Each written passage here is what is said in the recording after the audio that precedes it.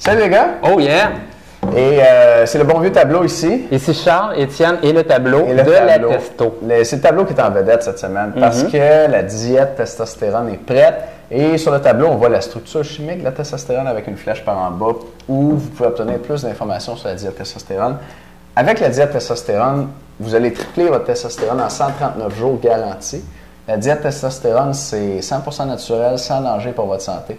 Puis ça pourrait vous faire prendre jusqu'à 7,32 livres de muscle sans même vous entraîner. Ouais. Ouais. On essaie de le dire en même temps, ça marche. Puis en plus, c'est en rabais là, présentement, donc allez voir ça, c'est juste en bas du vidéo. Juste en bas du vidéo. Puis aujourd'hui, on va répondre à une question.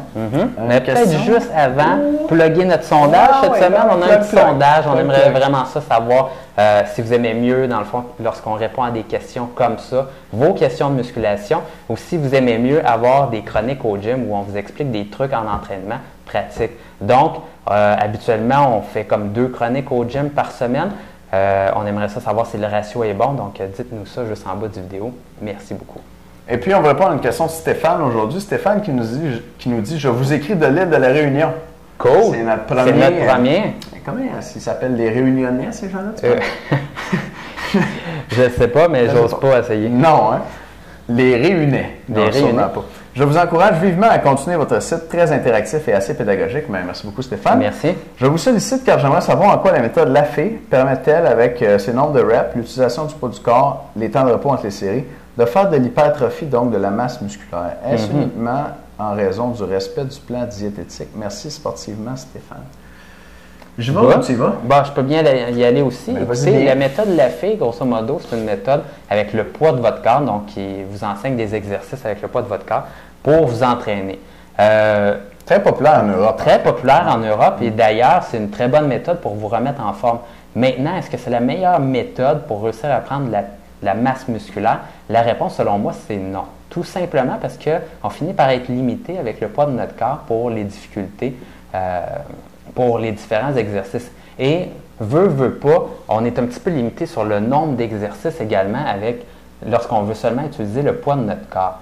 On sait que pour gagner de la masse musculaire, on aime varier quand même notre stimulus d'entraînement pour choquer notre muscle d'une façon différente régulièrement.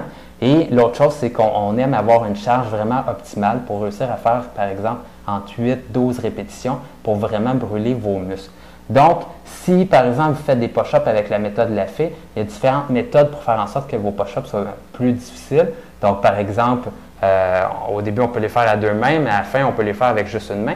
Mais si vous êtes capable avec juste une main, par exemple, de faire plus et d'être capable, par exemple, de faire 20 répétitions, mais là, vous sortez un petit peu de votre région pour prendre la masse musculaire. Donc, c'est pas parfait.